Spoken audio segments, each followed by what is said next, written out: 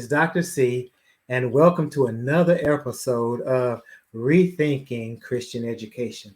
And again, the purpose of this conversation is to create a safe place where the members of the Christian education community can come together, learn, and grow together. And so today's topic is getting started. And so our guiding question is going to be, how do I get started with rethinking Christian education for my church? How do I get started with rethinking Christian education for my church? And keep in mind that rethinking Christian education is intended to cause us to ask those courageous questions and have those tough conversations. It's designed to cause us to abandon some things. And it's designed to cause us to do some things that are new, but ultimately to meet the ministry needs of our congregation and our community. And so I just want to put up the norms again. When we get together in this space, like, share, tag, and invite someone else. Yeah, that means tag your director of Christian education, tag your pastor, tag all of those Sunday school teachers, tag those deacons and trustees of your church. Let them know that we are here and we're talking about how to rethink how we execute Christian education. As we've said before, Christian education really is discipleship. And so the question is, how do I get started on rethinking our discipleship program in our church? And so last week we talked about those 10 things that were signs that maybe your church was not ready to rethink it. You remember those 10 things, and I won't repeat them this time, but the fact that you're here, that you're following again, I'm assuming that you have made a conscious decision that you and your church are ready to rethink Christian education. And so today we're going to talk about the 5 steps. I'll give you 5 steps to start rethinking Christian education. Again, one of those things, those big challenges that we had was a sign that you weren't ready, or your church wasn't ready, was that they weren't willing to invest the time to plan. And so today we're going to start with the first part, 5 steps to starting the rethink. All right. And so step 1, let's just jump right on in. Step 1, when you're going to rethink, restructure, reimagine Christian education or your discipleship program, it's important that you select a leader to plan the work. Now, let's be very clear. This leader is not going to be necessarily the director of Christian education, is not going to be the chief officer of discipleship. This leader is just the person that is going to lead the planning component of the work. So the first step is to select a leader. And when you're selecting a leader, this is when you have to be prayerful and you have to be in tune with your leader. You have to have your ears, your spiritual ears tuned to God, because this is the person that has to understand what this whole work is about. This is the person that has divorced him or herself from the idea of going back to church, but going to do ministry. And so assuming that the leadership, you and your leadership has decided to start this process, it's important that you select a leader for this process. And when you're selecting a leader, you want to be careful of not putting the wrong person in the right place. You know, we've been guilty of whosoever is available, put them in a space. Well, now that we are rethinking Christian education or discipleship, we want to be more intentional. So we want to create a profile for this leader. If you want to have that time to think about, well, who would be a good leader for this particular planning process. Again, this is going to affect the entire congregation and every leg and entity of ministry. So you got to be careful. So you want someone who's going to be committed to caring for and developing the whole team, not just themselves, but developing a team. Someone who can develop and articulate a vision and a plan for Christian education as it will be. You want someone who can anticipate and work through those barriers to succeed at the end for the team.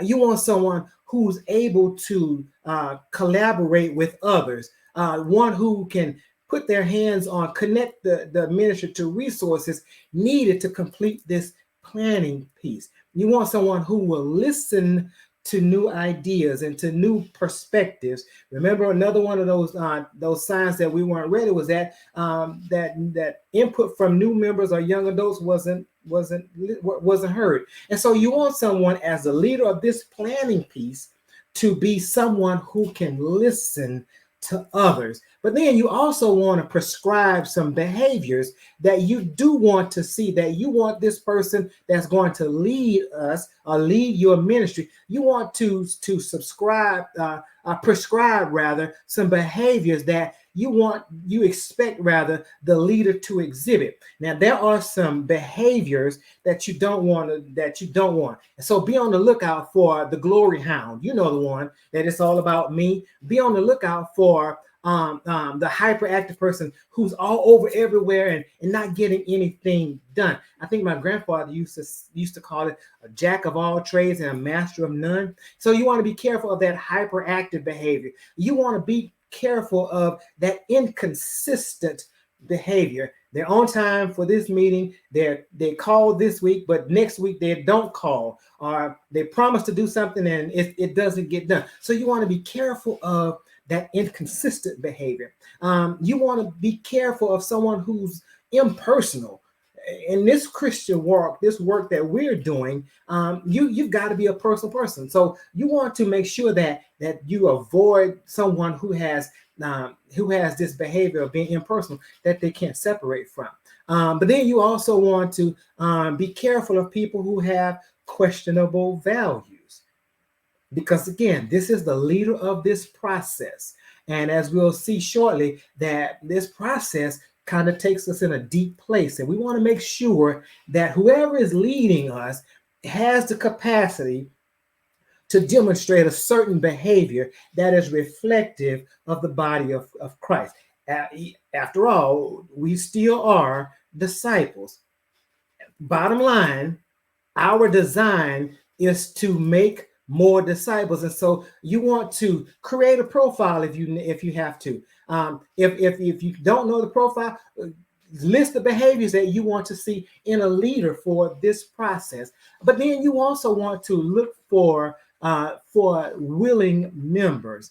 How many times do we have individuals in positions that really don't want to be there? They're there because you asked them, but they're really not, their heart is not into it. And so you want to avoid putting someone in this place who's not a willing member, who doesn't have an investment in the success of the ministry, in the success of this rethinking Christian education. And then in some cases, you might have to consider looking outside of your membership for help for this particular person.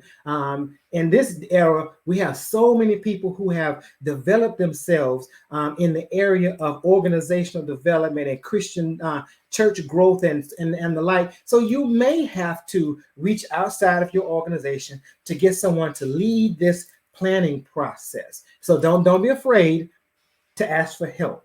Let me say that again. Don't be afraid to ask for help. So the first step is to select a leader to lead the plan.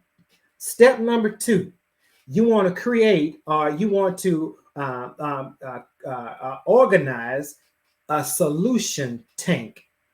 Organize a solution tank. Some people may call it a planning team. I choose to call it a solution tank because this is a place where individuals will get together and not circle around the problem forever, but identify the problem and come up with solutions. So I call it solution. So step number 2, you want to organize a solution tank. Now, their task is going to be to complete a plan to improve Christian education, to improve the efforts of discipleship. Their job is to recruit and work with a facilitator, a planning facilitator, if necessary. Their job is to monitor the progress of developing a plan by comparing the progress to a schedule that you will set. And then their job is to review the results of each step in your solution plan. All right. And so you want to organize a solution tank, set their expectations right up front. Here's what you will be doing under this leader. This is what you will be doing, or with this leader. This is what's expected of you. And then when you think about a solution tank, you might ask the question, who do I put on in this team, this planning team, this solution tank? Who do I include? Well, ideally, the pastor would take the lead, even if it's, because the pastor is the pastor. But in the event that he's not, we never want to go over the head of our leader. And so even by default, the pastor is still the leader of this work. This work should never get out front of the vision that God has given your pastor. The leader, the solution tank should never be going in the opposite direction of the pastor. But ideally, a solution tank is going to have anywhere from 5 to 8 members on the team. And so here they are, the 5 to 8 people. Here's some of the people that might be on the team. Of course, we said that the pastor should be on the team.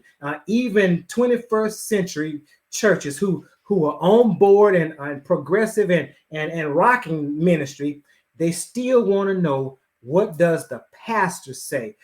How does the pastor feel? And so you want to make sure that the pastor is on this team, even if pastor delegates leadership to someone else on the team. So that pastor. But then you also want to make sure that you have at least one leader, one church leader, whether that's a deacon, whether that's a trustee, stewardess. You want to have a leader, one of the leaders on your team as well. I mean, many times the deacon / trustee or steward is the individual who, quote unquote, watches the purse. And so they're going to be the ones that keep us in line, no matter how big our vision is, our dream. They're going to be the one to say, great idea, but we can't afford it right now. But then you want to have a champion. You want to have a champion on your team. And undoubtedly, there's always one individual who not only has the heart of the members, but they also have furtherance of the ministry at heart. So you want to have a champion. So you want to have a pastor. You want to have someone from finances, one of the leaders from finance on the team. You want to have a champion, one who's going to always see what this plan can do. All right. But then on the flip side, you want to have an opponent. Now, please do not tell the person you are the opponent on the team. But here's why you want to have the opponent. You know that one of the things that we fight against most is change. Even if change is good, we fight against it. And sometimes when we've taken on a task like this, something that is as huge and as large as this undertaking is, that the questions will come up. Well, what about the naysayers? By having the opponent on the team, they're going to be the ones who might oppose everything. But more importantly, they're going to represent the naysayers. Watch out right there. The opponent is going to be the one that tells the team everything that the naysayers are going to say about the plan, about the solution. And so rather than wait until the end to present it and then get all the naysays, You will get all the naysays as you're planning. This is the person that's going to point out everything that could go wrong. This is the person that's going to point out all the why nots. And while you're planning, you can go ahead and answer them and solve them, bring solution to them as you are planning, because you have the opponent and opponents on the team. But then you also want to have an administrator on the team. And here's what I mean by that. Do not, let me say it again, do not solicit the work of the church administrator. He or she already has a full-time job just dealing with us from week to week. So they don't have any more time, any more space on their plate. So you want to get someone who has those administrative skills, who can maintain records, who can keep us focused, who connect all the dots, who can project manage while we're planning. So you want to have an administrator. But then for ministries that have several ministries, you want to consider having members of those ministries as well. You don't have to have someone from everyone, but you can have one person from praise and worship. You can have one person from all that, that represents all of the hospitality ministries. You can have one person that represents all of the men and boys ministries, but consider having at least one of those persons. And so again, when you are about to start this work, here's how to start. 1, select a leader to lead the planning.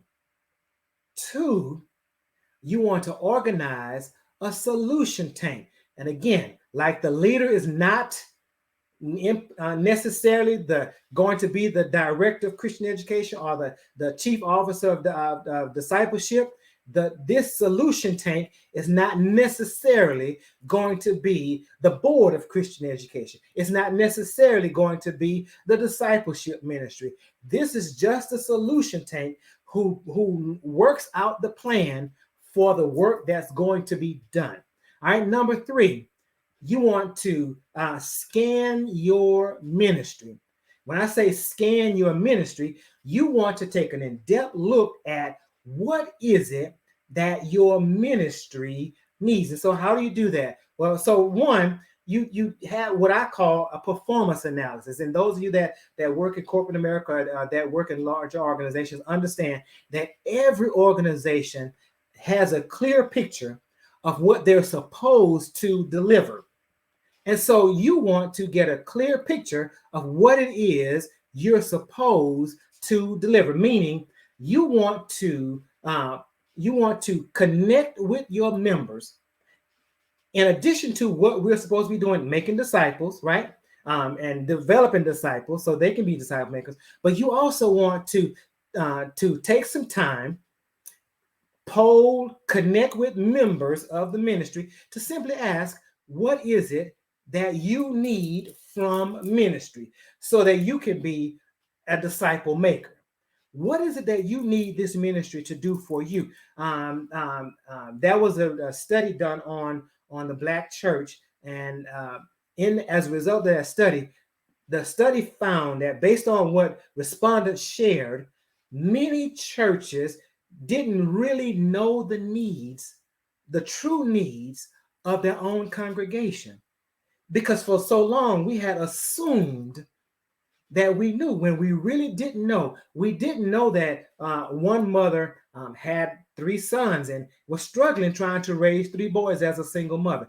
We really didn't know what she needed, but it's what she was wearing every day. We really didn't know that someone was dealing with financial issues. They had a good job but couldn't manage their finances, and as a result weren't able to tithe.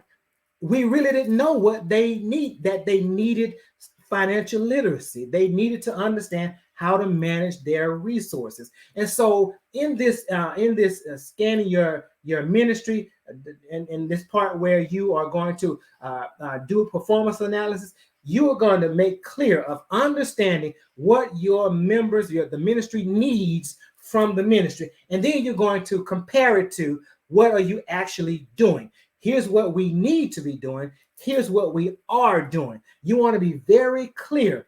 Here's what we need to be doing based on what we found. We did some surveys, we did some small groups, we did some one-on-ones. We didn't assume anything. We went directly to our people and asked them, what do you need? We went to our neighboring, the businesses, and asked, what do you need from the church? We went to even other churches. What do you need from this congregation to assist you, to work with you in ministry? Here's what we need to be doing.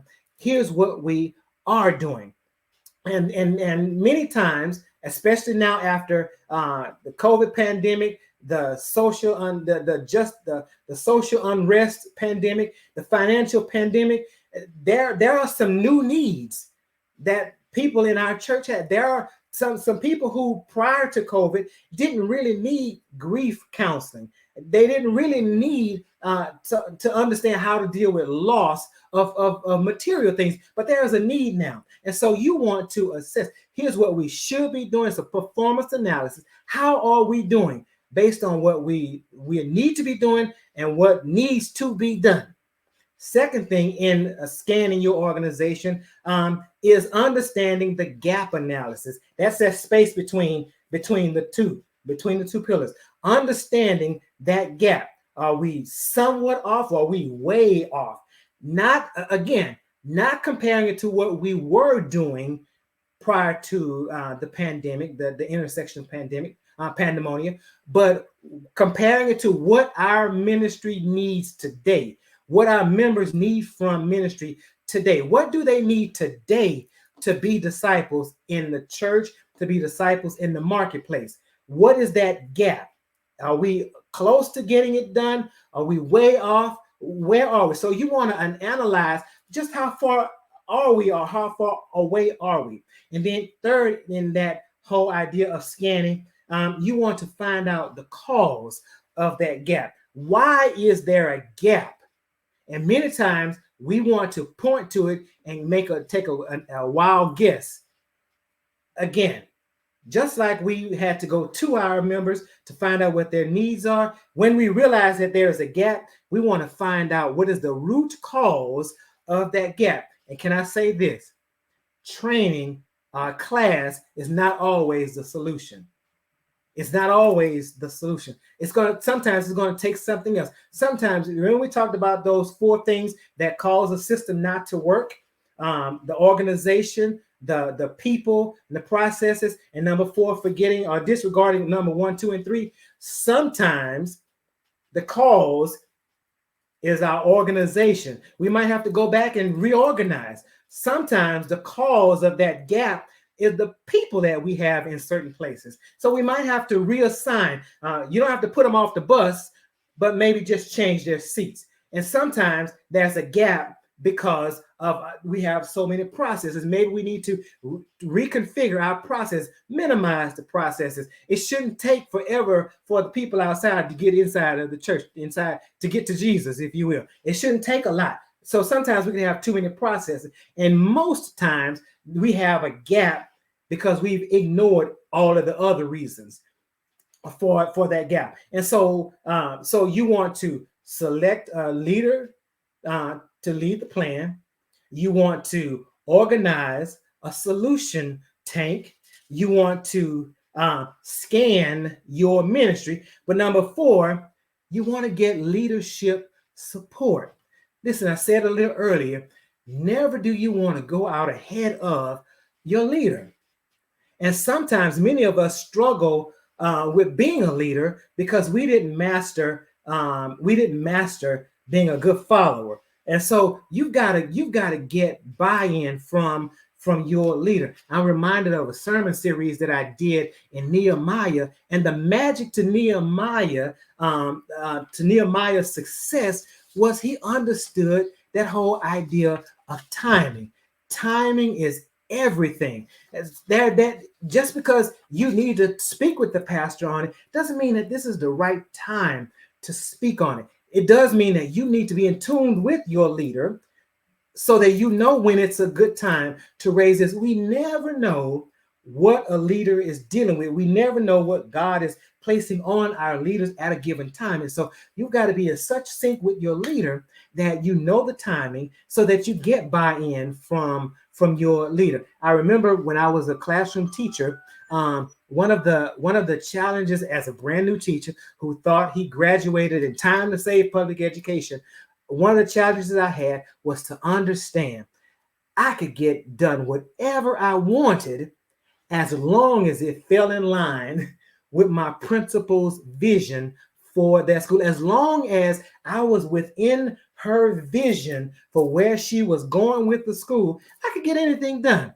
But the minute that I stepped out of her vision, the minute that whatever I wanted to do was not in line with her vision, I wasn't going to get buy-in. And so you want to get buy-in. So you've got to be careful and understand that timing is everything. Just because it's priority right now to you and the team, you've been working on it for a couple weeks, doesn't mean that pastor can stop everything. That's why he has you. That's why she has you doing this work. But it doesn't mean that you can stop everything. And then at the same time, you also want to get buy-in from church leadership. You also want to get buy-in from membership. And so again, that whole opponent on the team, now you're starting to build some momentum. The team has embraced it.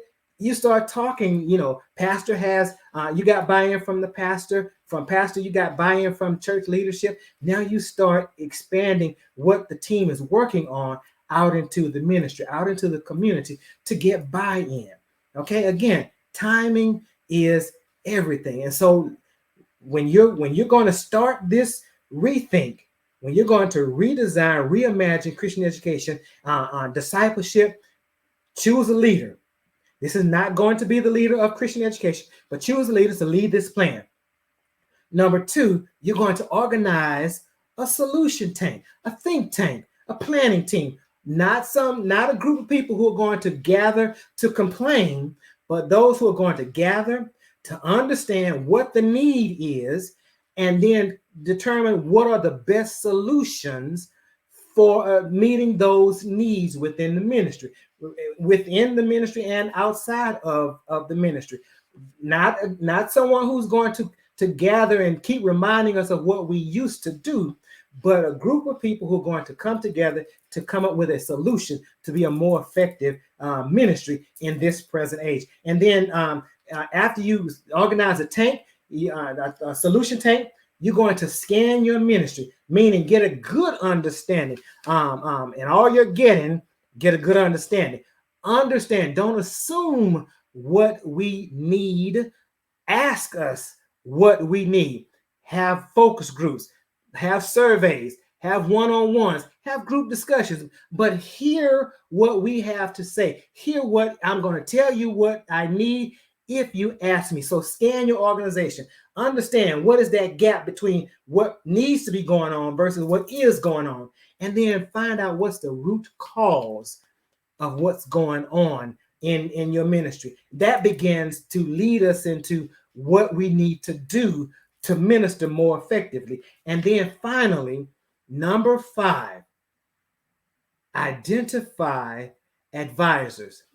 And so here's what I mean by identify advisors. The purpose of an advisory group or a group of advisors is to assist the leader and this solution tank in developing the mission and align it to the corporate vision of the ministry, and to identify those priorities of the ministry and help keep those priorities the priorities. The advisory group is made up of church leaders and members who take the ministry-wide perspective on ministry. They're not the people who only see their ministry, but they see other ministries as well. This is not the group that's going to actually do the planning. They're going to advise the planning. And so here's the group where you might have a sampling of other ministries that you've not already included. But that sampling should include individuals who see the impact of this work, how this work will impact the entire church. Not just looking out for their ministry, but they're going to advise you from their perspective but their perspective is going to have the whole church at heart, the well-being of the whole ministry at heart. And so it may be, the teacher in the choir, in the choir or the music ministry. They may speak from a music ministry perspective, but they are also thinking about the impact of the entire church. It may be someone from Sunday school who's looking at it from a teaching and learning perspective, but they're looking at how does this benefit the entire church. And so you want to identify advisors for this work. And so let's recap. Rethinking Christian education is a paradigm shift. It's causing us to change. And Christian education is synonymous to discipleship. And discipleship is synonymous to the work that we do in the church. If whatever we're doing does not, remember back when we first started, if whatever we're doing is not leading someone to Christ or strengthening them as a disciple who's going to go out and make disciples, then we are wasting our resources. We're wasting the resources that God has given us for the storehouse. And so understand that rethinking Christian education is not an overnight thing. And it is not for the weary. It's not for those who are going to carry their personal feelings on their sleeve, because it's not about us. It's about the ministry of Jesus Christ. When planning effectively, you discover that what ministry needs really are. You discover what those gaps are in meeting those needs. And then you find or discover the root cause of those gaps. So here's what you remember. Here's what you'll do. When you are starting this planning work, you will select a planning leader. You will organize a planning team or a solution tank.